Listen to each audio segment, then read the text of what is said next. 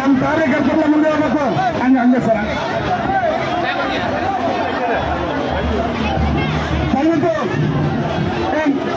ಇದು ನಮ್ಮ ಜನ ಕೆಲಸ, ಜನರನ್ನೆಲ್ಲ ಕೆಲಸ. அம்பேத்கர் சிலையில மாலை போட்டு அங்க பேச வாங்க வாங்க.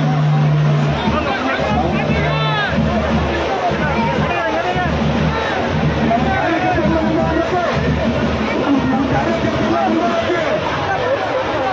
ಕಾರ್ಯಕರ್ತರು ಮುಂದಕ್ಕೆ ಸ್ವಲ್ಪ ಮುಂದಕ್ಕೆ ಹೋಗ್ಬೇಕು. ದಯವಿಟ್ಟು ಹೇಳ್ಬೇಕು ಮುಂದೆ ಲೇಡೀಸ್ ಎಲ್ಲ ಮಹಿಳೆ ಮುಂದೆ ನೋಡೋಣ. ಕರ್ಕೊಂಡ ಮುಂದೆ ಬೇಗ ಮಂಜು ಕರ್ಕೊಂಡ ಮುಂದಕ್ಕೆ. ಅಂಬೇಡ್ಕರ್ ಸ್ಟ್ಯಾಚ್ಯೂ ಹತ್ರ ನೋಡೋರಿ ಎಲ್ಲ. ಸಂತೋಷ್ ಸ್ವಲ್ಪ ಮೈಕ್ ಕೊಡಿಲಿ. ನಡೀರಿ ಮುಂದೆ ಕಳಿಸಿ ಮುಂದೆ. ದಯಮಾಡಿ ಬೇಗ ಬರಬೇಕು.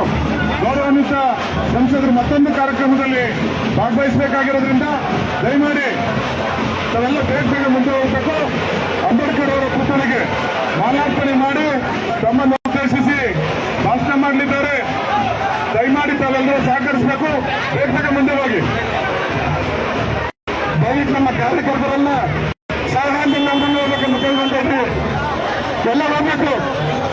ನಮ್ಮ ಕಾರ್ಯಕರ್ತರೆಲ್ಲ ಮುಂದೆ ಹೋಗ್ಬೇಕು. ಇವತ್ತು ನಮ್ಮ ಭಾರತ ಸರ್ಕಾರದ ನೆಚ್ಚಿನ ಸಂಸದರಾದ ಬೀರಬಲ ಸಂಸ್ಥೆಯ ಅಧ್ಯಕ್ಷರಾದ ತೀರ್ಮಾನಂ ಸರ್ ಅವರು ನಮ್ಮ ಲಕ್ಷ್ಮೀ ನಗರಕ್ಕೆ ಆಗಮಿಸಿದರು.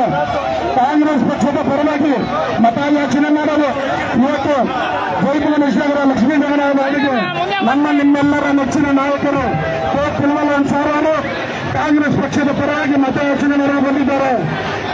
ಎಲ್ಲ ನಮ್ಮ ಅಕ್ಕ ತಂಗಿದರು, ಅಣ್ಣ ತಮ್ಮಂದಿರು ದಯಮಾಡಿ ಎಲ್ಲರೂ ಸಹದಿಂದ ರಾಣಿ ಮುಂದೆ ಹೋಗಬೇಕಂತ ಕೇಳ್ಕೊಳ್ತಾ ಇದ್ದೀವಿ. ಅಲ್ಲಿ ಅಂಬೇಡ್ಕರ್ ಸ್ಟ್ಯಾಚ್ಯೂಗೆ ನಮ್ಮ ನಾಯಕರು ಮಾಲಾರ್ಪಣೆ ಮಾಡಿ ಅಲ್ಲಿ ಎಲ್ಲರನ್ನು ಉದ್ದೇಶಿಸಿ ಮಾತನಾಡಿದ್ದಾರೆ. ದಯಮಾಡಿ ಎಲ್ಲರೂ ಮುಂದೆ ಸಾಗಬೇಕಂತೇಳಿ ತಮ್ಮನ್ನ ಕಳಕಳಿಯಿಂದ ಕೇಳ್ಕೊಳ್ತಾ ಇದ್ದೀವಿ. ಎಲ್ಲ ನಮ್ಮ ನೆಚ್ಚಿನ ನಾಯಕರು, ಎಲ್ಲ ನಮ್ಮ ತಾಯಂದಿರು ದಯಮಾಡಿ ಮುಂದೆ ಸಾಗಬೇಕು. ನಿಮ್ಮೆಲ್ಲರ ನೆಚ್ಚಿನ ನಾಯಕರಾದ ತೀರ್ಮಾನಂ ಸರ್ ಅವರು ಭಾರತ ಸರ್ಕಾರದ ಗೌರವಾನ್ವಿತ ಎಂಪಿಯವರು ನಮ್ಮ ಡಿ.ಕೆ. ಶಿವಕುಮಾರ್ ಪರವಾಗಿ ಆರ್.ಆರ್. ನಗರದಲ್ಲಿ ಮತಯಾಚನೆ ಮಾಡಿದ್ದಾರೆ. ತಾವೆಲ್ಲರೂ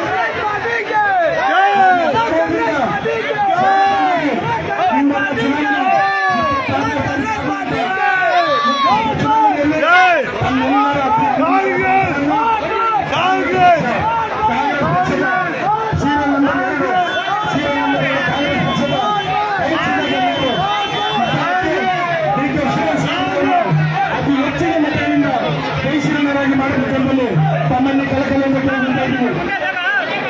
ಎಲ್ಲ ನಮ್ಮ ಮತದಾರರು, ನಮ್ಮ ಅಕ್ಕ ತಂಗಿದರು, ನಿಮ್ಮೆಲ್ಲರನ್ನು ಮತಯಾಚನೆ ಮಾಡಲು ಭಾರತ ಸರ್ಕಾರದ ನಮ್ಮ ಸಂಸದರ ನಿರ್ಮಲಾ ಸೀತಾರಾಮನ್ ಅಧ್ಯಕ್ಷರಾದ ತೀರ್ಮಾನಂ ಸರ್ ಅವರು ಡಿ.ಕೆ. ಶಿವಕುಮಾರ್ ಅವರ ಪರವಾಗಿ ಮತಯಾಚನೆ ಮಾಡಲು ನಮ್ಮ ಬೀದಿಗಳಿಗೆ ಬಂದಿದ್ದಾರೆ. ಅದೆಲ್ಲರೂ ಡಿ.ಕೆ. ಶಿವಕುಮಾರ್ ಆಶೀರ್ವಾದ ಮಾಡಿ ಕಾಂಗ್ರೆಸ್ ಪಕ್ಷಕ್ಕೆ ಮತ ನೀಡಬೇಕಂತೇಳಿ ಎಲ್ಲರನ್ನೂ ಕಳಕಳಿಯಿಂದ ಕೇಳ್ಕೊಂತ ಇದ್ದೀನಿ. ಎಲ್ಲ ನಮ್ಮ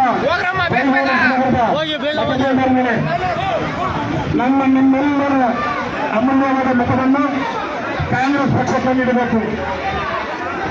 ದೀನ ದಲಿತರ ರಕ್ಷಕರು, ಅಲ್ಪಸಂಖ್ಯಾತರ ರಕ್ಷಕರು, ನಿಮ್ಮೆಲ್ಲರ ನೆಚ್ಚಿನ ಇವತ್ತು ನಮ್ಮ ಬೀದಿಗೆ ಬಂದಿದ್ದಾರೆ. ಅವ್ರನ್ನ ಆತ್ಮೀಯವಾಗಿ ನಾವೆಲ್ಲರೂ ಸ್ವಾಗತ ಮಾಡ್ಕೊಳ್ಳೋಣ. ಮುಂಬರುವ ಎಲೆಕ್ಷನ್ ಅಲ್ಲಿ ನಾನು ಎಲ್ಲ ನಾಡಿದ್ದು ಒಂದೇ ದಿನ ಇರೋದು ಸಾಧ್ಯ. ದಯವಿಟ್ಟು ಎಲ್ಲರೂ ಸೀರಿಯಲ್ ನಂಬರ್ 2 ಕಾಂಗ್ರೆಸ್ ಪಕ್ಷದ ಚಿನ್ನ ಕೈಗೊಳಿಗೆ ಮತ ನೀಡಿ ಡಿ.ಕೆ. ಶಿವಕುಮಾರ್ ಅವರನ್ನು ಅತಿ ಹೆಚ್ಚಿನ ಮತಗಳಿಂದ ಅವರ ಪರಿಶೀಲನೆ ಮಾಡ್ಕೋಬೇಕಂತೇಳಿ ತಮ್ಮಲ್ಲಿ ಕಳಕಳಿಯಿಂದ ಕೇಳ್ಕೊಂತ ಇದ್ದೀವಿ. ನಮ್ಮ ನರೇಂದ್ರ ಮತಬಾಂಧವರು ಈ ಭಾಗದಲ್ಲಿ ಹೆಚ್ಚಿನ ರೀತಿಯಲ್ಲಿ ಎಲ್ಲ ದಲಿತರು, ಬಡಜನಗಳು ಇರೋದ್ರಿಂದ ಬಡವರ ರಕ್ಷಕರು ಕಾಂಗ್ರೆಸ್ ಪಕ್ಷ, ದೀನ ದಲಿತರ ರಕ್ಷಕರು ಕಾಂಗ್ರೆಸ್ ಪಕ್ಷ, ಅಲ್ಪಸಂಖ್ಯಾತರ ರಕ್ಷಕರು ಕಾಂಗ್ರೆಸ್ ಪಕ್ಷ, ದಯಮಾಡಿ ನಮ್ಮ ನಿಮ್ಮೆಲ್ಲರ ಅಮೂಲ್ಯವಾದ ಮತವನ್ನು ಕಾಂಗ್ರೆಸ್ ಪಕ್ಷಕ್ಕೆ ನೀಡಿ ಹೀಗೆ ಕ್ಷೇತ್ರದ ಅತಿ ಹೆಚ್ಚಿನ ಮತಗಳಿಂದ ಪರಿಶೀಲನೆ ಮಾಡಬೇಕಂತಲೇ ತಮ್ಮನ್ನು ಕರೆಕಳಿಂದ ಕೇಳ್ಕೊಳ್ತಾ ಇದ್ದೀನಿ. ಮತದಾರರು, ನಮ್ಮ ನಿಮ್ಮೆಲ್ಲರ ನೆಚ್ಚಿನ ನಾಯಕರು, ಅಲ್ಪಸಂಖ್ಯಾತರ ರಕ್ಷಕರು, ದೀನ ದಲಿತರ ರಕ್ಷಕರು ಶ್ರೀಮಾನ್ ಸರ್ ಅವರು, ಭಾರತ ಸರ್ಕಾರದ ಗೌರವಾನ್ವಿತ ವ್ಯಕ್ತಿಯವರು, ಡಿ ಕೆ ಶಿವರಾಜ್ ಅವರ ಕಲಮಂಡಿ ಮತಯಾಚನೆ ಮಾಡಲು ನಮ್ಮ ಬೀದಿಗೆ ಬಂದಿದ್ದಾರೆ. ಎಲ್ಲರೂ ಡಿ ಕೆ ಶಿವರಾಜ್ ಅವರನ್ನು ಆಶೀರ್ವದಿಸಿ ಒಂದು ನಾಳೆ ನಾಡಿದ ಶುಕ್ರವಾರ ಆಗುವಂತ ಚುನಾವಣೆಯಲ್ಲಿ ಸೀರೆ ನಂಬರ್ 2 ಮುಂದೆ ಗಾಡಿ ಮುಂದೆ ಸಾಗಲಿ ಗಾಡಿ ಮುಂದೆ ಸಾಗಲಿ. ಶ್ರೀಮಾನ್ ಸರ್ ಅವರು ಡಿ ಕೆ ಶಿವರಾಜ್ ಅವರ ಪರವಾಗಿ ಮತಯಾಚನೆ ಮಾಡಲು ನಮ್ಮ ಆರನೇ ಕ್ಷೇತ್ರದ ವಾರ್ಡ್ ನಂಬರ್ 42 ಲಕ್ಷ್ಮೀದೇವಿ ನಗರ ಜೈವಿನಾಶನದಲ್ಲಿ ಡಿ ಕೆ ಶಿವರಾಜ್ ಅವರ ಪರವಾಗಿ ಮತಯಾಚನೆ ಮಾಡಲು ನಮ್ಮ ಭೇಟಿಯನ್ನು ಬಂದಿದ್ದೇವೆ.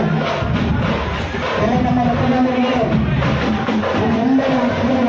ಮತವನ್ನು ಕಾಂಗ್ರೆಸ್ ಪಕ್ಷಕ್ಕೆ ನೀಡಿ ಕಾಂಗ್ರೆಸ್ ಪಕ್ಷವನ್ನು ಡಿ ಕೆ ಶಿವರಾಜ್ ಅವರನ್ನ ಆಶೀರ್ವಾದ ಮಾಡಬೇಕಂತೇಳಿ ನಮ್ಮ ನಿಮ್ಮನ್ನು ಕಾರ್ಯಕ್ರಮಕ್ಕೆ ಪ್ರಯತ್ನ ಮತದಾರರು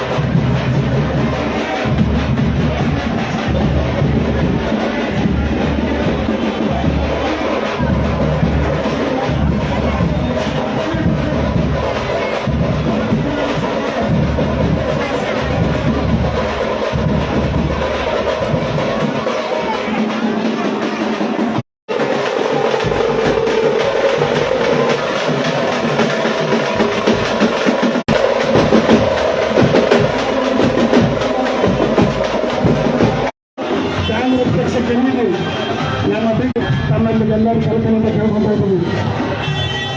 ನರೇಂದ್ರ ಮತದಾರರು ಕೇವಲ ಒಂದೇ ದಿನ ಬಾಕಿ ನಮ್ಮ ನಿಮ್ಮೆಲ್ಲರ ಎತ್ತಿ ಅಮೂಲ್ಯವಾದ ಮತವನ್ನು ಕಾಂಗ್ರೆಸ್ ಪಕ್ಷದ ಗುರುತು ಅಷ್ಟದ ಗುರುತಿಗೆ ನಾವೆಲ್ಲರೂ ಮತ ನೀಡಿ ಅತಿ ಅಮೂಲ್ಯವಾದ ಮತವನ್ನು ಕಾಂಗ್ರೆಸ್ ಪಕ್ಷಕ್ಕೆ ನೀಡಿ ಜಯಿಸಿರನಾಥ್ ಮಾಡಬೇಕು ಅಂತೇಳಿ ತಮ್ಮಲ್ಲಿ ಕಲಕಲಿಂದ ಕೇಳ್ಕೊಂತ ಇದ್ದೀನಿ. ಮತದಾರರುಗಳು, ಎಲ್ಲ ನಿಮ್ಮ ಮತದಾರರುಗಳು ಕಾಂಗ್ರೆಸ್ ಅನ್ಯಾಯಗಳು ದಯವಿಟ್ಟು ಒಂದೇ ದಿನ ಬಾಕಿ ಮುಂಬರುವ ಚುನಾವಣೆಯಲ್ಲಿ ನಮ್ಮ ನಿಮ್ಮೆಲ್ಲರ ನೆಚ್ಚಿನ ನಾಯಕರಾದ ನಾಯಕರು ಡಿ ಕೆ ಶಿವರಾಜ್ ಅವರ ಪರವಾಗಿ ಮತಯಾಚನೆ ಮಾಡಲು ಶ್ರೀಮಾನ್ ಸರ್ ಅವರು ಬಂದಿದ್ದಾರೆ. ಮಧ್ಯೆ ಗಾಡಿ ಮಾಡ್ತಾರೆ, ಮಧ್ಯೆ ಗಾಡಿ ಮಾಡ್ತಾರೆ.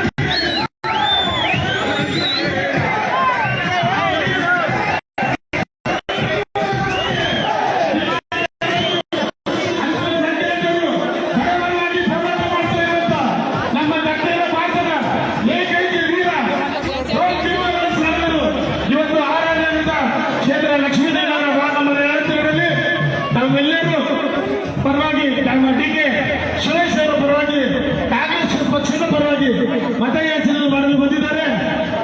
ತಾವೆಲ್ಲರೂ ಅವರ ಭಾಷಣ ಗಾಡಿ ಕೂತ್ಕೊಂಡು ಮಾಡ್ತಾರೆ, ಮಾತಾಡ್ತಾರೆ. ಎಲ್ಲ ಗೊತ್ತಿರೋದು ನಮ್ಮ ಭಾರತ ಸರ್ಕಾರದ ನೆಚ್ಚಿನ ಸಂಸದರು, ನಮ್ಮ ದಕ್ಷಿಣ ಭಾರತದ ದ ಟೈಗರ್ ಅಂತ ಹೇಳ್ಬೋದು. ವಿಡುದಲೆ ಚಿರತೆಗಳು ಬಡವರ ಪರವಾಗಿ, ದೀನ ದಲಿತರ ಪರವಾಗಿ, ಅಲ್ಪಸಂಖ್ಯಾತರ ಪರವಾಗಿ ನಿರಂತರವಾಗಿ ಹೋರಾಟ ಮಾಡಿ ಬಡವರಿಗೆ ನ್ಯಾಯ ತರಿಸ್ಕೊಳ್ಳುವಂತ ಏಕೈಕ ನಾಯಕ ಯಾರ್ಯಾರು ಇದ್ರೆ ಅದು ನಮ್ಮ ತೋರಿಸಿರುವ. ಇವತ್ತು ಸಾಮಾಜಿಕ ನ್ಯಾಯ ಕೊಡಿಸುವಂತ ಪಕ್ಷ ಭಾರತದಲ್ಲಿ ಯಾವುದಾದ್ರೆ ಅದು ಕಾಂಗ್ರೆಸ್ ಪಕ್ಷ. ಕಾಂಗ್ರೆಸ್ ಪಕ್ಷದ ಪರವಾಗಿ ಈ ಭಾಗದ ಅಭ್ಯರ್ಥಿ ಡಿ.ಕೆ. ಸುರೇಶ್ ಅವರ ಪರವಾಗಿ ಮತಯಾಚನೆ ಮಾಡಲು ಕಳಿಸಿರುವ ಸರ್ ಅವರು ತಮ್ಮನ್ನೆಲ್ಲರಿಗೂ ಉದ್ದೇಶಿಸಿ ಎರಡು ಮಾತಾಡಬೇಕು ಅಂತ ಕೇಳ್ಕೊತೀವಿ.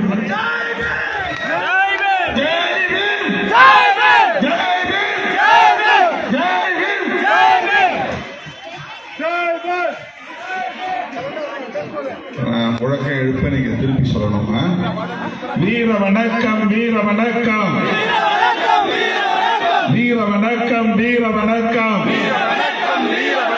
புரட்சியாளர் அம்பேத்கருக்கு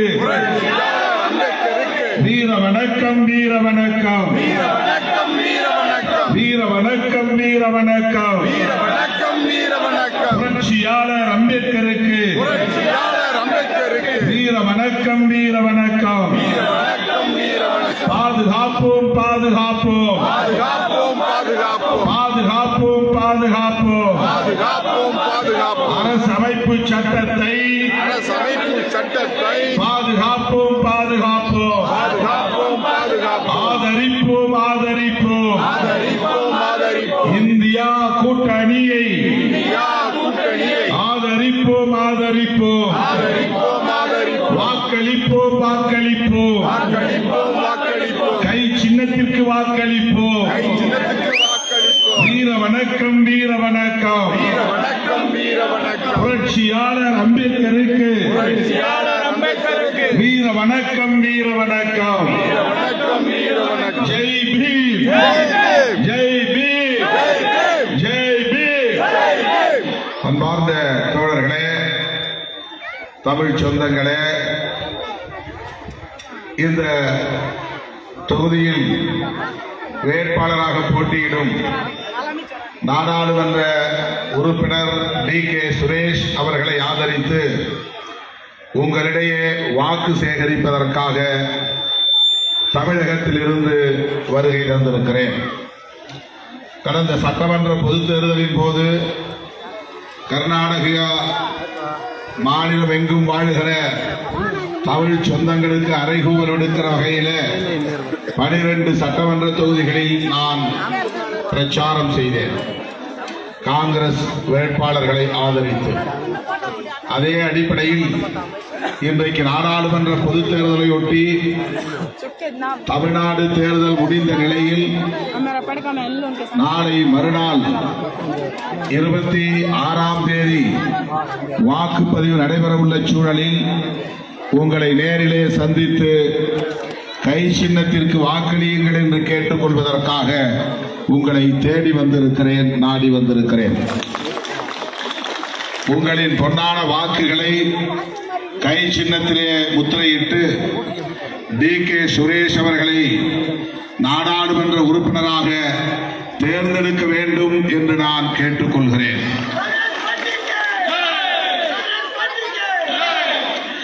டி.கே. சுரேஷ் அவர்களும் நானும் லோக்சபா உறுப்பினர்களாக இப்போதும் இருக்கிறோம். தனிப்பட்ட முறையிலே அவர் எனக்கு நண்பர்.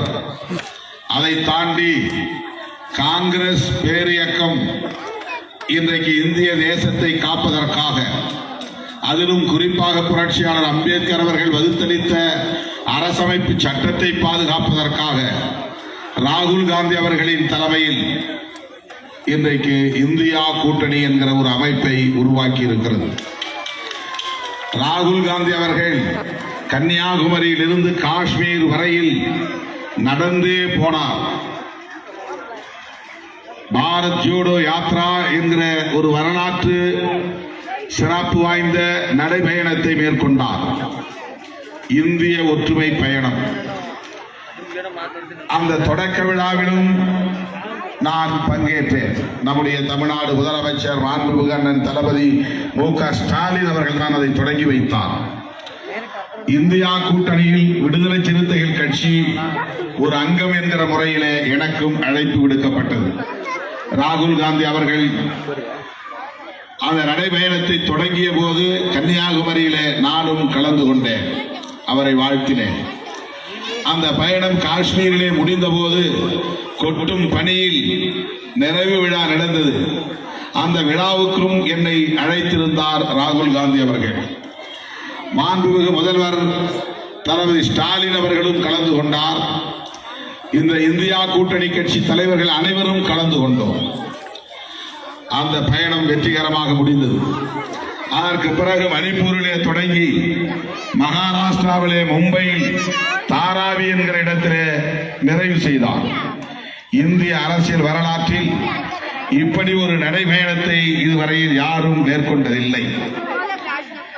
ஏன், அரசியல் உலகத்திலேயே மக்கள் சீனம் அமைத்த மாவோவுக்கு பிறகு மாசேத்துங் என்கிற மாவோ ஒரு மாபெரும் மக்கள் நெடும்பயணத்தை மேற்கொண்டார். மாத கணக்கிலே நடந்தார்.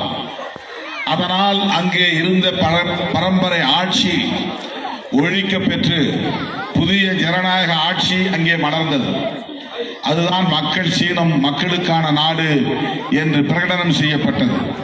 அந்த மாவோ நடத்திய நெடும் பயணத்திற்கு பிறகு அரசியல் உலகில் ஒரு நெடும் பயணத்தை நடத்தி சாதித்திருப்பவர் ராகுல் காந்தி அவர்கள்.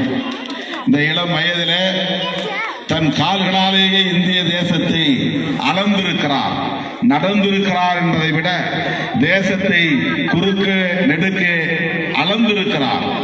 கோடிக்கணக்கான மக்களை சந்தித்திருக்கிறார். எதற்காக?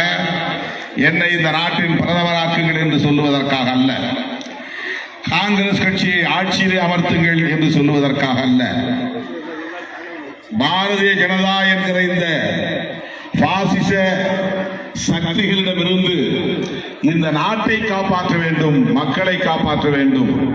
மக்களே ஒன்றுபடுங்கள், ஒற்றுமையாய் விருந்தெழுங்கள் என்று இந்த நாட்டு மக்களுக்கு அறைகூவல் விடுப்பதற்காக ஒரு இளம் தலைவர் இந்தியாவை குறுக்கே நெடுக்கே, தெற்கிலிருந்து வடக்கே, கிழக்கிலிருந்து மேற்கே பல்லாயிரக்கணக்கான மைல்கள் தூரம் நடந்து சாதித்திருப்பவர் ராகுல் காந்தி அவர்கள். ராகுல் காந்தி அவர்களின் குடும்பம், இந்திரா காந்தி அம்மையார் அவர்களும், அவர்களுக்கு வழிகாட்டியாக இருந்த மகாத்மா காந்தி அவர்களும் இந்த மண்ணிலே துப்பாக்கியால் சுட்டுக் கொல்லப்பட்டார்கள். ஜவஹர்லால் நேரு அவர்களைப் போல சிறைச்சாலையிலே தம் வாழ்நாளை கழித்த சமகால தலைவர்கள் யாரும் கிடையாது. அந்த காலகட்டத்தில் 14 ஆண்டுகளுக்கு மேல் ஜெயிலிலே இருந்தவர், ஒரு கோடீஸ்வர குடும்பத்திலே பிறந்தவர். அவருக்கு அரசியல் தேவையில்லை, பதவி தேவையில்லை, அதனால் வரக்கூடிய பொருள் தேவையில்லை, அதனால் வரக்கூடிய புகழ் தேவையில்லை. ஆனால் நாட்டுக்கு உழைக்க வேண்டும், வெள்ளையர்களை விரட்ட வேண்டும் என்பதற்காக அவர் பொது வாழ்க்கைக்கு வந்தார். தன்னுடைய ஒட்டுமொத்த வாழ்க்கையில் 14 ஆண்டுகளுக்கு மேல் சிறைச்சாலையில் இருந்தவர், அடிக்கடி சிறைக்கு போனவர், தன்னுடைய சொத்துக்களை நாட்டுக்காக எழுதி வைத்தவர். யார்? ஜவஹர்லால் நேரு. அவருடைய குருவாக இருந்தவர் காந்தியடிகள். காந்தியடிகளை சுட்டுக் கொன்றது யார்? தேசத்தந்தை. உலகமே இன்றைக்கு அவரை மதிக்கிறது. அம்பேத்கருக்கும் காந்தியடிகளுக்கும் கருத்து முரண்பாடு அது வேறு. சாதி தொடர்பான அரசியலில் கருத்து முரண்பாடு, 2 பேருக்கும் இடையிலே மோதல்கள், கருத்து மோதல்கள் நடந்திருக்கின்றன. அது ஒரு புறம். ஆனால் காந்தியடிகள் இந்த தேசத்தின் தந்தை. அவரை சுட்டுக் கொன்றது நாத்துராம் கோட்சே என்கிற ஒரு பிராமணர், RSS இயக்கத்தை சார்ந்தவர். ஏன் சுட்டுக் கொன்றார் என்றால், காந்தியடிகள் தீவிரமான இந்து பக்தர், ராம பக்தர். அவர் மத நம்பிக்கை உள்ளவர், கடவுள் நம்பிக்கை உள்ளவர். ஆனாலும் அவரை ஏன் சுட்டுக் கொன்றார்கள் என்றால், காந்தி சொன்னார், இந்துக்களும் முஸ்லிம்களும் இந்த மண்ணின் மைந்தர்கள் தான், ஒற்றுமையாக இருக்க வேண்டும், ஒருவருக்கொருவர் படுகொலை செய்து கொள்ளக்கூடாது, இணைந்து வாழ வேண்டும். இந்த நாடு வெள்ளையரிடமிருந்து விடுதலை பெற்ற பிறகு இந்த நாடு மதசார்பற்ற நாடாக இருக்க வேண்டும். அரசாங்கத்திற்கு ஒரு மதம் இருக்கக்கூடாது. மனிதனுக்கு மதம் இருக்கலாம். நான் இந்து, நீ முஸ்லிம், நீ சீக்கியன் என்று மனிதர்கள் எந்த மதத்தையும் ஏற்றுக்கொள்ளலாம், எந்த கடவுளையும் கும்பிடலாம். ஆனால் நாம் உருவாக்க போகிற அரசாங்கத்திற்கு சொந்தமாக மதம் இருக்கக்கூடாது என்று சொன்னவர் காந்தியடிகள். அதே கருத்தை வலியுறுத்தியவர் தான் இங்கே சிலையாக இருக்கிற புரட்சியாளர் அம்பேத்கர், பாபா சாஹேப் டாக்டர் B.R.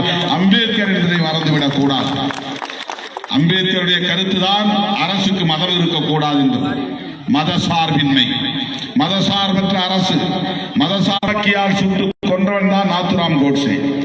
அந்த நாத்துராம் கோட்சே என்பவன் RSS இயக்கத்தை சார்ந்தவன். அன்றைக்கு இந்து மகாசபா, அதன் பிறகு வீர சாவர்கர் என்பவரால் வளர்க்கப்பட்டவன், பயிற்றுவிக்கப்பட்டவன்.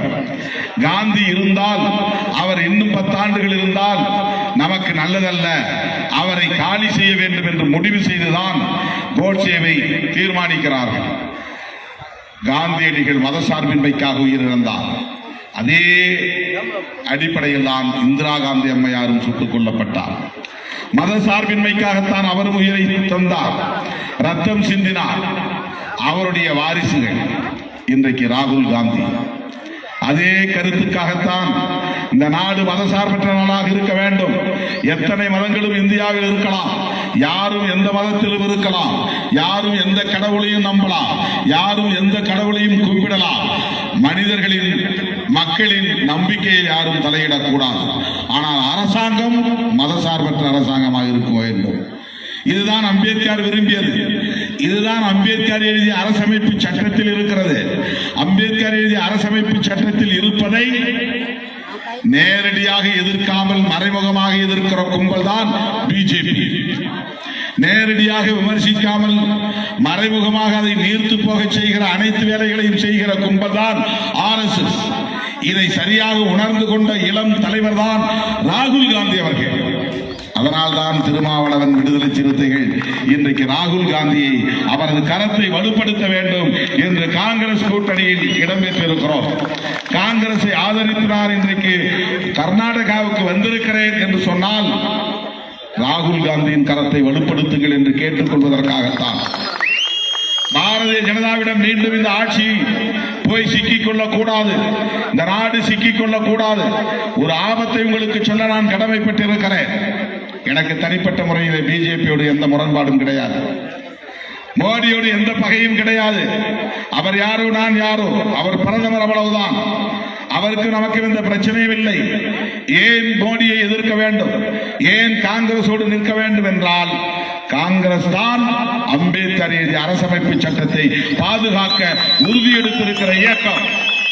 அதற்கு தகுதியான தலைவர் ராகுல் காந்தி தான்.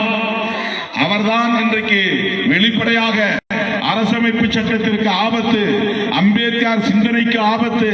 அம்பேத்கர் எழுதிய சட்டம் இருந்தால்தான் சமூக நீதி இருக்கும், சமூக நீதி இருந்தால்தான் இடஒதுக்கீடு இருக்கும், இடஒதுக்கீடு இருந்தால்தான் இந்த எளிய மக்கள் கல்வி பெற முடியும், வேலை வாய்ப்பை பெற முடியும்.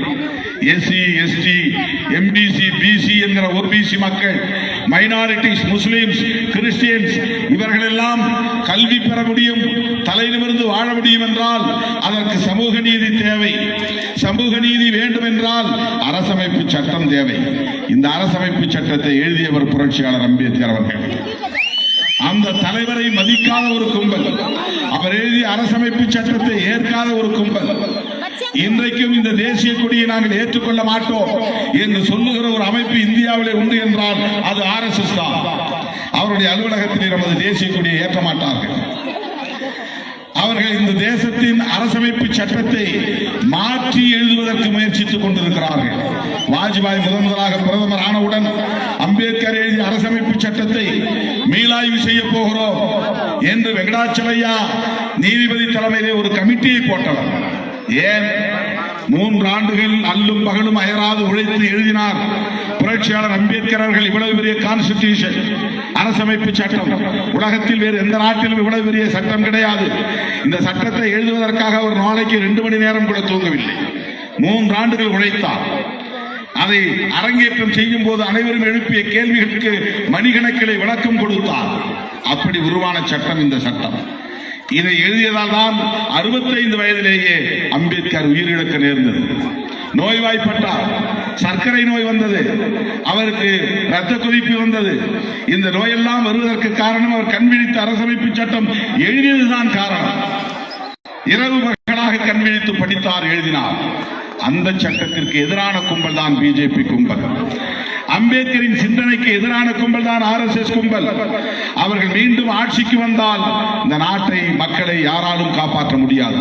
இந்த நாட்டையும் மக்களையும் காப்பாற்றுவதற்கு ஒரே சக்தி இன்றைக்கு இந்தியாவில் ராகுல் காந்தி தான் என்பதை நான் இந்த இடத்திலே அடித்து சொல்ல விரும்புகிறேன். அதனால்தான் தமிழ்நாடு முதலமைச்சர் அண்ணன் தளபதி ஸ்டாலின் அவர்கள் ராகுல் காந்தியின் கரங்களை இறுக பற்றி நிற்கிறார். தமிழ்நாட்டிலே 10 தொகுதிகளை காங்கிரசுக்கு தந்திருக்கிறார். இன்றைக்கு தமிழ்நாட்டிலே 40க்கு 40 திமுக கூட்டணி வெற்றி பெறும். 10 இடங்களில் காங்கிரஸ் வெற்றி பெறும். விடுதலை சிறுத்தைகள் போட்டியிட்ட 2 இடங்களிலும் வெற்றி பெறுவோம். தோழர்களே, தமிழ்நாடு இன்றைக்கு அகில இந்தியாவுக்கு வழிகாட்டக்கூடிய ஒரு மாநிலமாக மாறி இருக்கிறது.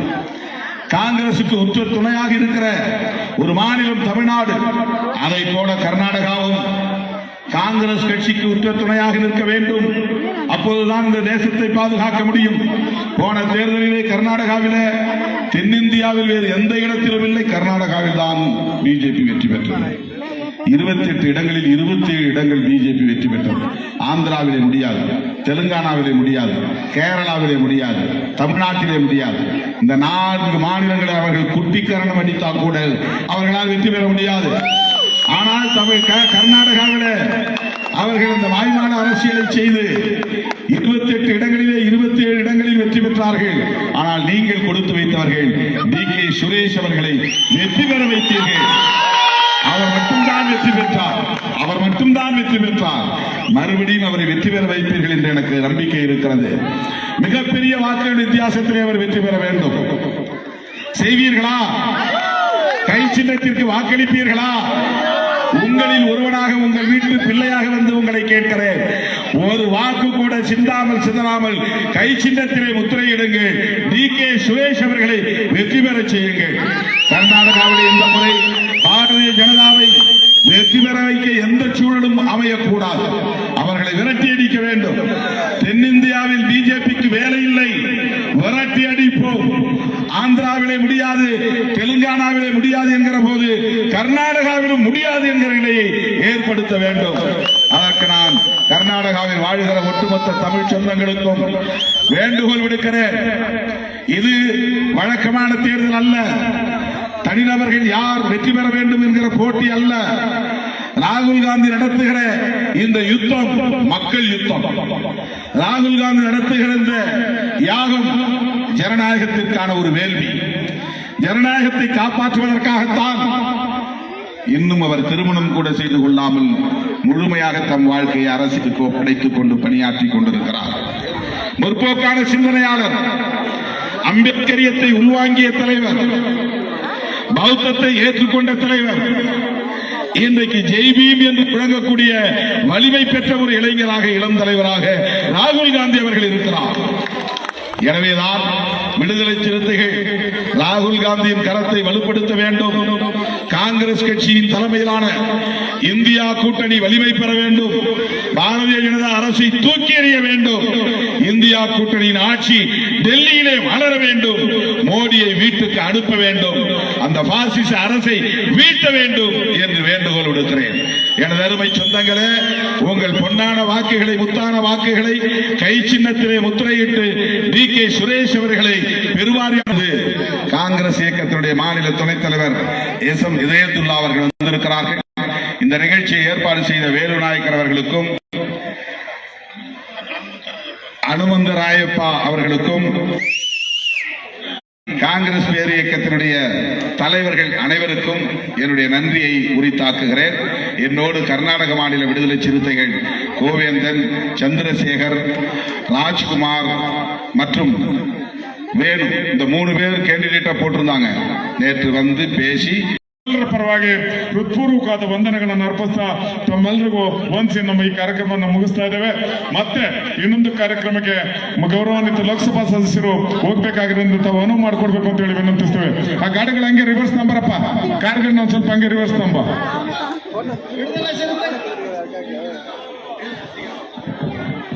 ಎಲ್ಲರೂ ಸಾವದಿಂದ ಹೊರಡ್ಲಿ. ಕೀழே வராருமா, ಕೆಳಗಡೆ ಬರ್ತಾರೆ, ಕೀழே வர.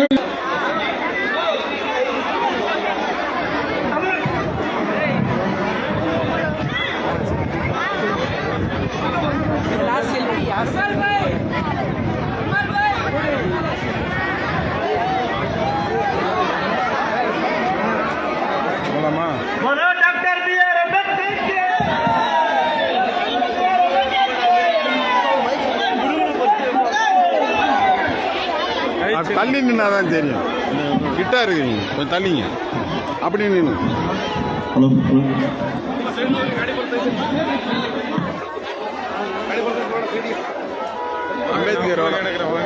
அம்பேத்கரோட சேர்த்து வெளியே வாங்க. இந்தாங்க இந்தாங்க இந்தா கை போடு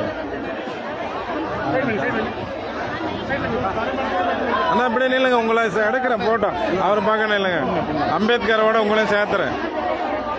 போட்டுங்க, துண்டு போட்டுங்க.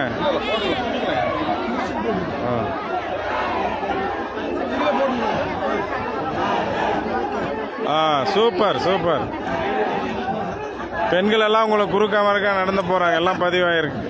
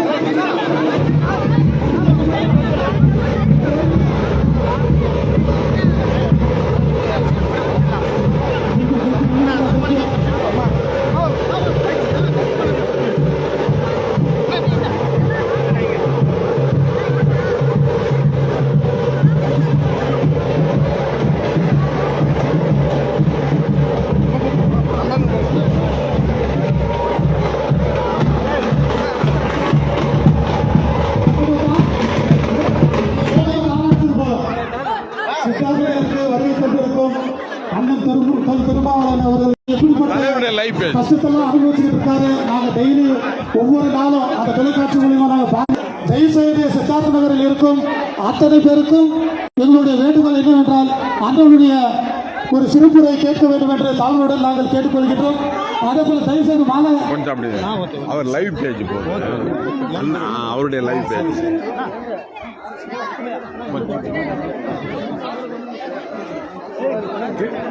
தெரியாது. மதுரை அவர்கள் அண்ணனுக்கு மாலை அறிவிப்பார். எல்லாரும் தயவுசெய்து எல்லாரும் சேர்ந்து ஒரு கை தட்டுங்க. நல்ல அருமையான கரகோஷம். தயவுசெய்து நன்றி, வணக்கம்.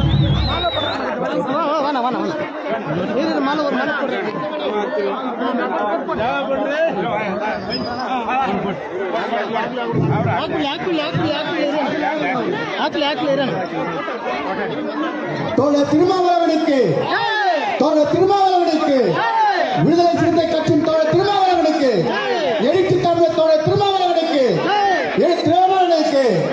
எழுச்சி தமிழர் திருமாவளவனுக்கு, விடுதலை கட்சி சிறுத்தைகள் கட்சியின் தலைவர் தோழர் திருமாவளவனுக்கு, தோழர் திருமாவுக்கு வாழ்க. நன்றி, வணக்கம்.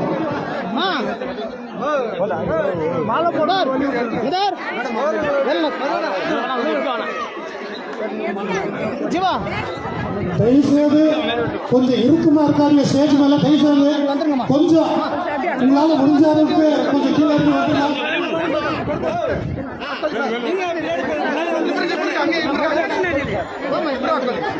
நிறைய பேர் நிற்காதீங்க தயவுசெய்து மேல.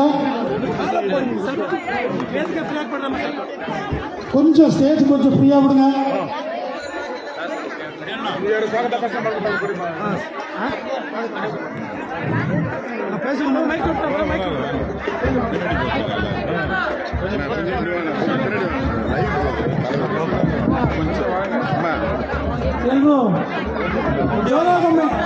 కొంచెం పిల్లడి లైవ్ ಲೋಕಸಭಾ ಕ್ಷೇತ್ರವನ್ನು ನಾವು ಗೆಲ್ತೀವಿ ಅನ್ನೋ ಒಂದು ಸಂದೇಶವನ್ನು ನಾವು ಇವತ್ತು ನಾವು ಕೊಡಬೇಕಾಗಿದೆ. ಈ ಒಂದು ನಿಟ್ಟಿನಲ್ಲಿ ಜೋರಾಗಿ ಅಂತ ಜೈ ಭೀಮ್ ಮಾಡೋದ್ರ ಮುಖಾಂತರ ಜೈ ಭೀಮ್ ಸಾಕಾಗಲ್ಲ, ವಾಯ್ಸ್ ಸಾಕಾಗಲ್ಲ. ಯೋಚನೆ ಇರ್ತಾರಲ್ಲ ಮನುವಾದಿಗಳಿಗೆ ಜೋರಾಗಿ ಸೋಲಿಸಿಲ್ಲ ಅವ್ರ ಕಿವಿಗೆ ನಾವು ಎಲ್ಲರೂ ಚೆನ್ನಾಗಿ ಮತ್ತೊಮ್ಮೆ ಜೈ ಭೀಮ್ ಬಂದವೇ. ಏನಿವತ್ತು ತಮಿಳುನಾಡಿನ ನಮ್ಮ ಸ್ನೇಹಿತರು ಹೇಳಿದಂಗೆ ಅಂಗನೂರು ಅಂಬೇಡ್ಕರ್ ಅವರು ನಮ್ಮ ಮೆಚ್ಚಿನ ನಾಯಕರು. ಇವತ್ತು ಇಡೀ ರಾಷ್ಟ್ರವ್ಯಾಪಿ ಈ ಮನುವಾದಿಗಳ ವಿರುದ್ಧ, ಸನಾತನವಾದಿಗಳ ವಿರುದ್ಧ ನಿರಂತರವಾಗಿ ಸುಮಾರು 40 ವರ್ಷಗಳ ಕಾಲ ಹೋರಾಟ ಮಾಡಿ ಇವತ್ತು ಈ ಮನುವಾದಿಗಳನ್ನ ತಮಿಳುನಾಡಿನಲ್ಲಿ ಏನಾದರೂ ಇವತ್ತೇನಾದರೂ ಬಿಜೆಪಿಯವರು ಕಾಲಿಡಕ್ಕೆ ಅವಕಾಶ ಆಗ್ತಿಲ್ಲ ಅಂತ ಹೇಳಿದ್ರೆ ಅದಕ್ಕೆ ಮೂಲ ಕಾರಣಕರ್ತರು ನಮ್ಮ ಅಣ್ಣ ತಿರುಮಾವಣ್ಣವರು. ಹಾಗಾಗಿ ಜೋರಾಗಿ ಎಲ್ರು ಅವ್ರಿಗೆ ತಪ್ಪಾಗೋದ್ರ ಮುಖಾಂತರ ಇವತ್ತು ಈ ಕ್ಷೇತ್ರದಲ್ಲಿ ಏನಿವತ್ತು ತಿರುಮಾವಣ್ಣ ಅವರು ಬಿಜೆಪಿ ವಿರುದ್ಧ ರಾಷ್ಟ್ರವ್ಯಾಪ್ತಿಯಲ್ಲಿ ಹೋರಾಟ ಮಾಡ್ತಿದ್ದಾರೋ ಅದೇ ರೀತಿಯಲ್ಲಿ ಇವತ್ತು ನಮ್ಮ ಕರ್ನಾಟಕ ರಾಜ್ಯದಲ್ಲಿ ನಮ್ಮ ಡಿ ಕೆ ಸುರೇಶ್ ಅವರು ಈ ಭಾಗದಲ್ಲಿ ನಮ್ಮ ಕರ್ನಾಟಕ ಸಿಗಬೇಕಾಗಿರುವಂತಹ ಮೂಲಭೂತ ಹಕ್ಕಿನ ಪರವಾಗಿ ಹೋರಾಟ ಮಾಡ್ತಿರ್ತಕ್ಕಂಥ ಸ್ವಾಭಿಮಾನಿ ವ್ಯಕ್ತಿ ಅಂತ ನಮ್ಮ ಡಿ ಕೆ ಸುರೇಶ್ ಸಾಹೇಬ್ ಅವರು ಪರವಾಗಿ ಇವತ್ತು ಕಾಂಗ್ರೆಸ್ ಪಕ್ಷದ ಪರವಾಗಿ ನಮ್ಮೆಲ್ಲರಿಗೂ ಸಹ ಇವತ್ತು ಮತಯಾಚನೆ ಮಾಡಲಿಕ್ಕೆ ಬಂದಿರತಕ್ಕಂಥ ನಮ್ಮ ಅಣ್ಣ ತೋಳ್ ತಿರುಮಾವಣ್ಣವರು ಈ ಒಂದು ಕಾರ್ಯಕ್ರಮಕ್ಕೆ ಆಗಮಿಸಿದ್ದಾರೆ. ಜೋರಾಗಿ ಎಲ್ಲ ಚಪ್ಪಾಳೆ ತಟ್ಟೋದ್ರ ಮುಖಾಂತರ ಒಂದು ಸ್ವಾಗತಿಸಬೇಕಂತ ಕೇಳ್ಕೊತಾ ಇದ್ದೀವಿ. ಮತ್ತೋರ್ವ ನಮ್ಮ ಈ ಭಾಗದ ನಮ್ಮ ಕಾಂಗ್ರೆಸ್ ಪಕ್ಷದ ಮುಖಂಡರು ನಮ್ಮ ಜಿಲ್ಲಾಧ್ಯಕ್ಷ ಅಂತ ಹನುಮಂತರಾಯಪುರ ಬಂದಿದ್ದಾರೆ. ಅವ್ರಿಗೂ ಸಹ ಕಾರ್ಯಕ್ರಮದ ಪರವಾಗಿ ಜೋರಾಗಿ ಚಪ್ಪಾಳೆ ತಟ್ಟೋದ್ರ ಮುಖಾಂತರ ಅವರಿಗೆಲ್ಲ ಸ್ವಾಗತ ಮಾಡಬೇಕು. ಮತ್ತೋರ್ವ ನಮ್ಮ ಸಮುದಾಯದ ಮುಖಂಡರಾಗಿರ್ತಕ್ಕಂಥ ವೇಲು ನಾಯ್ಕರವರು ಮಾಜಿ BBMP ಸದಸ್ಯರು, ನಮ್ಮ ಎಲ್ಲ ದಲಿತ ಸಮುದಾಯ ಹಿತೈಷಿಗಳಾಗಿರ್ತಕ್ಕಂಥ ವೇಲು ನಾಯ್ಕರವರಿಗೆ ಸ್ವಾಗತ ಕೋರ್ತಾ ಇದ್ದೀವಿ. ಮತ್ತೆ ವೇದಿಕೆಯಲ್ಲಿ ಬಂದಿರತಕ್ಕಂಥ ಎಲ್ಲ ನಮ್ಮ ಅಣ್ಣ ತಮ್ಮಂದರು, ನಮ್ಮ ಚಳುವಳಿಯ ಮುಖಂಡರುಗಳು, ಕಾಂಗ್ರೆಸ್ ಪಕ್ಷದ ಹಿತೈಷಿಗಳು, ಈ ಭಾಗದಲ್ಲಿ ಸೇರಿರ್ತಕ್ಕಂಥ ನಮ್ಮ ಅಕ್ಕ ತಂಗಿಯರು, ಅಣ್ಣ ತಮ್ಮಂದರು, ವಿಶೇಷವಾಗಿ ಬಾಬಾ ಸಾಹೇಬ್ ಅನುಯಾಯಿಗಳು, ಕಾಂಗ್ರೆಸ್ ಪಕ್ಷದ ಕಾರ್ಯಕರ್ತರು ಎಲ್ರಿಗೂ ಸಹ ಈ ಕಾರ್ಯಕ್ರಮದ ಪರವಾಗಿ ಸ್ವಾಗತ ಕೊಡೋದ್ರ ಮುಖಾಂತರ ಈ ಒಂದು ಸಭೆಯನ್ನು ಉದ್ದೇಶಿಸಿ ನಮ್ಮ ಅಣ್ಣ ಪಂಗಡವರು ಅಂಬೇಡ್ಕರ್ ಅವರು ತೋಳ್ ತಿರುಮಾವಣ್ಣವರು ಮಾತಾಡ್ಬೇಕಂತೇಳಿ ಕೇಳ್ಕೊತಾ ಇದ್ದೀನಿ. ಜೋರಾಗಿ ಜೈ ಭೀಮ್ ಮಾಡೋದ್ರ ಮುಖಾಂತರ ಅವ್ರನ್ನ ಬರಮಾಡ್ಕೊಳ್ಬೇಕು. ಜೈ ಭೀಮ್ ಬೋಲೋ ಡಿ ಕೆ ಸುರೇಶ್ ಅವರಿಗೆ, ಡಿ ಕೆ ಶಿವಕುಮಾರ್ ಅವರಿಗೆ, ಸಿದ್ದರಾಮಯ್ಯ ಅವರಿಗೆ, காங்கிரஸ் பார்ட்டிக்கு.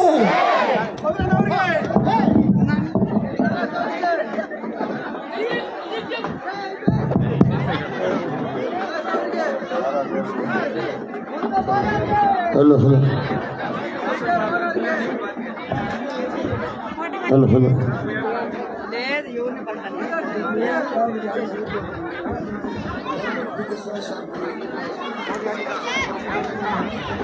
சித்தார்த் நகர் பகுதியைச் சார்ந்த வாக்காளர் பொதுமக்களே, தமிழ் சொந்தங்களே,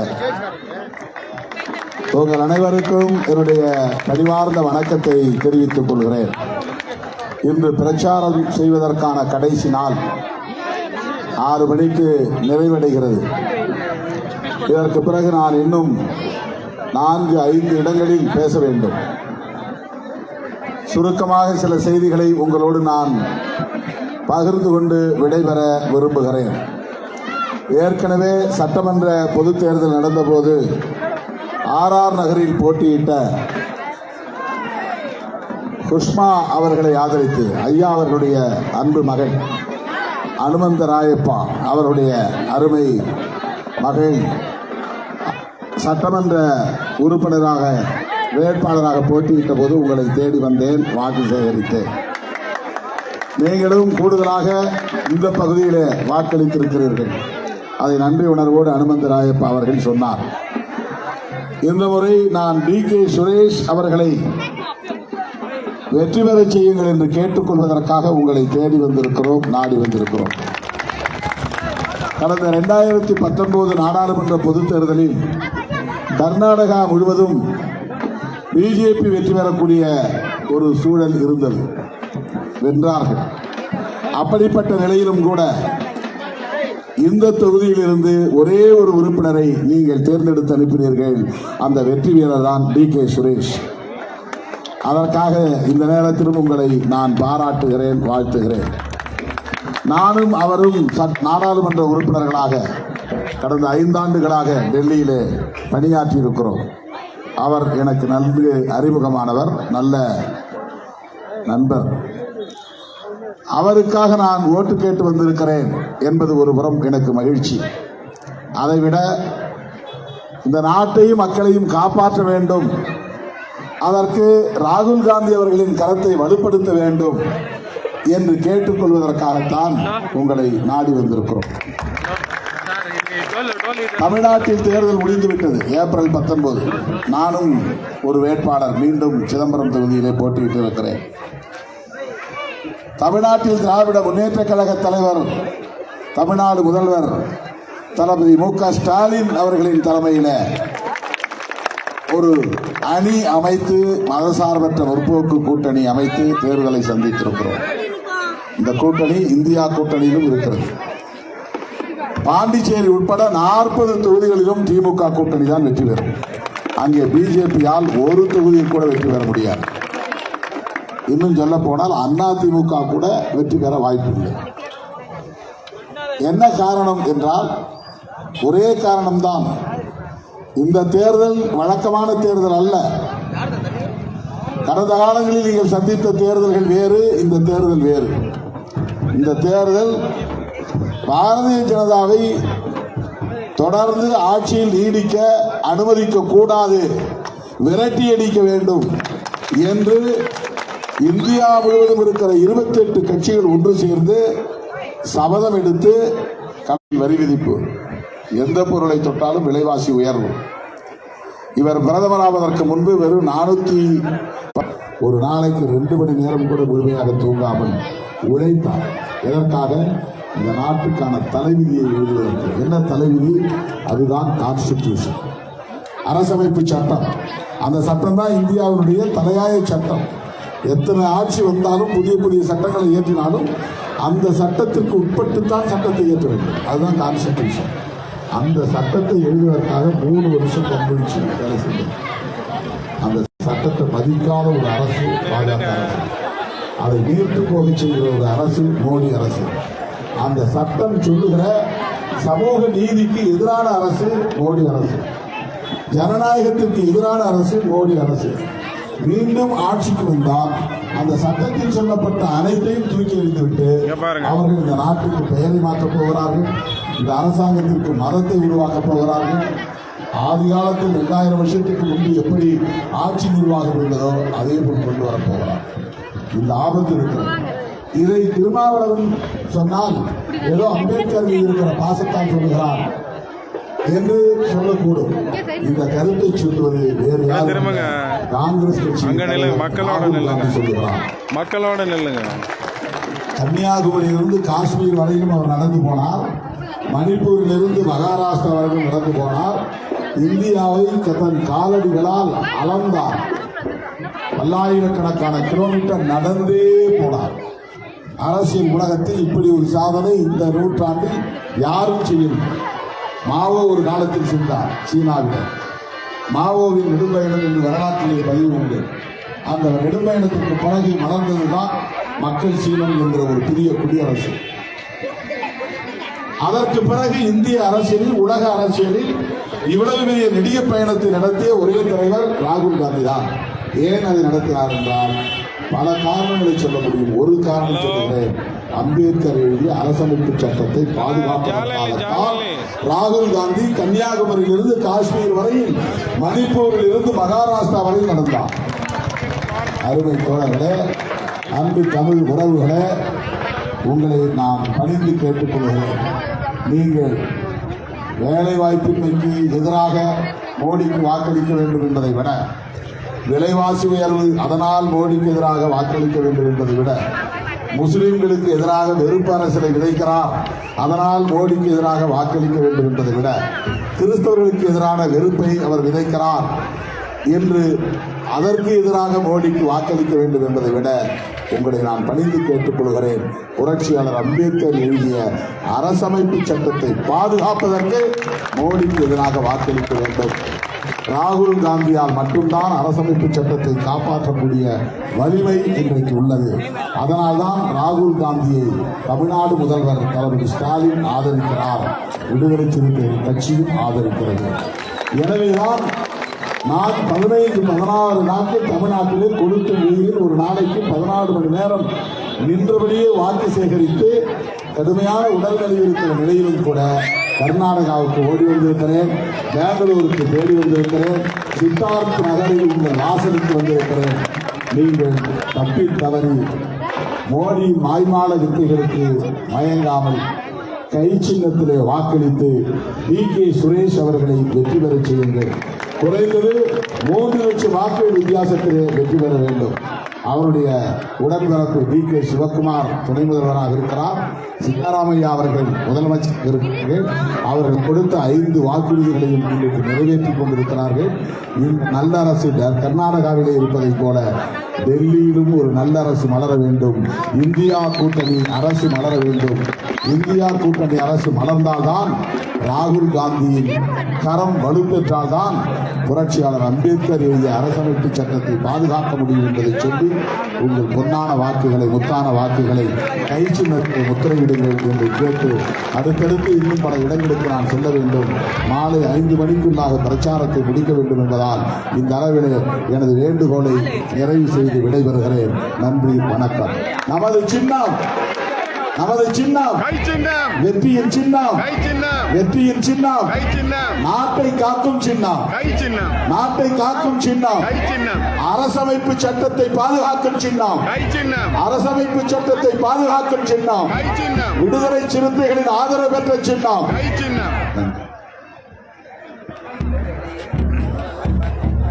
ಧನ್ಯವಾದಗಳು.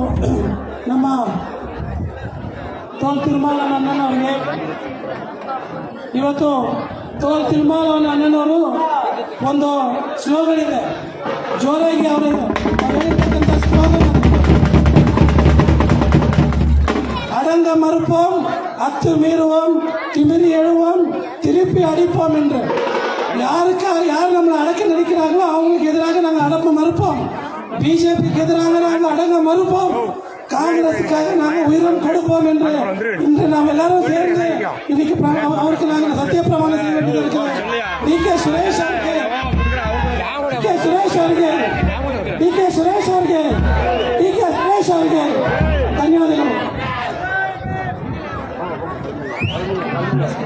கொஞ்சம் தயவு செய்து கொஞ்சம் மேடையில் இருக்கக்கூடியவங்க அத்தனை பேரும் கொஞ்சம் கீழே தயவு செய்து இருந்தால் நல்லா இருக்கும்.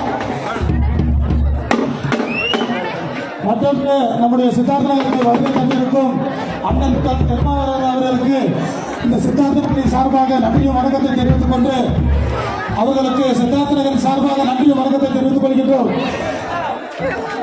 அன்பு சகோதரிகளே, தயவு செய்து கொஞ்சம் இந்த பக்கம் கொஞ்சம் வழிவிடுங்க. அண்ணன் இன்னைக்கு உடல்நல குறைவு இருந்தாலும் கூட தொடர்ந்து நம்ம சித்தார்த்த நகருக்கு வந்து நம்மளை எல்லாரையுமே பார்த்து அவருடைய பொன்னான வாக்குகளை சொன்ன அப்படிப்பட்ட ஒரு நல்ல உள்ளத்தை இந்த சித்தார்த்த நகர் அருமையாக வரவேற்கின்றது.